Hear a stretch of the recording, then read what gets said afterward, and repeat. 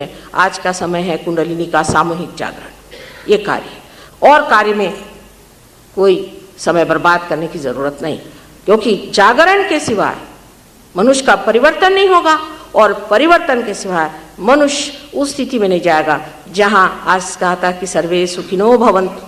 कैसे होंगे सर्वे सुखिनो भवन्तु? कैसे होंगे? ये तो सब मांगा हुआ है, परमात्मा से मांगी हुई चीजें। जैसे कि तुकाराम ने कहा, जे का रांझले गांझले, जो तकलीफ में है उनकी तकलीफें दूर हो जाएगी, कामधेनु संसार में बरसेगी। ये सब होगा कैसे और क्यों कर होगा? उसकी वजह यह है कि अभी तक हमने उस सामूहिक चेतना को प्राप्त नहीं किया। जिस दिन हम उसको प्राप्त करते हैं उस दिन अनायास हमारे ऊपर वर्षा होता है, जिसे हम कहते हैं कि आशीर्वाद। आशीर्वाद तब पाया जाता है जब आप आत्मा में विभोर होते, उससे पहले का आशीर्वाद कुछ नहीं रहता। आपने कहा सो ठीक है, मैं पैर छूने को मना करती हूँ। वजह यह कि मेरे पैर और किसी मूर्ति के पैर में कोई भी अंतर नहीं, लेकिन एक अंतर हो जाता है कि कर कोई योगी जन मेरा पैर छूता है तो उसमें मेरा चैतन्य बहना शुरू हो जाता है, मेरी शक्ति उसके अंदर जाती है।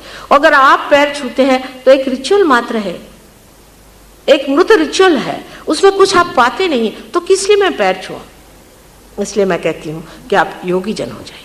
योगी जन हुए बगैर आप इस पैर को भी नहीं समझ पाएंगे। ऐसे दिखने में तो सभी के जैसे ये पैर है, इसमें कोई विशेष बात नहीं।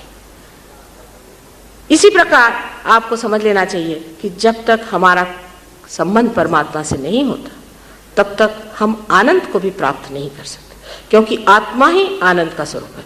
हम सुख और दुख के चक्कर में रहते हैं।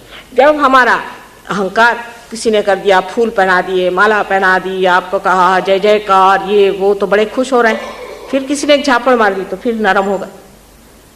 वजह यह है कि एक तो या तो आप सुख के आंदोलन में रहते हैं जबकि आपका अहंकार बढ़ता है, और जब आपका मनस दुखी होता है तो आप मनस के चक्कर में आ जाते हैं। लेकिन आनंद चीज ऐसी है जब आप बीचों बीच देखते हैं मात्र और उसका उपभोग लेते हैं।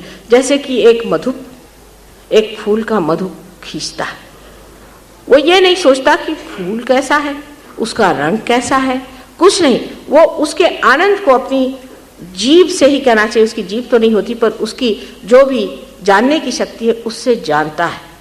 इसी प्रकार मनुष्य भी तब ये जानता है कि यह आनंद क्या चीज है। इस आनंद को प्राप्त करने पर मनुष्य बाकी के जिस आनंद, जिसको प्लेजर्स कहते हैं, जो कि थोड़े समय के लिए, उससे अपने आप ही छुट्टी पा लेता है। उसको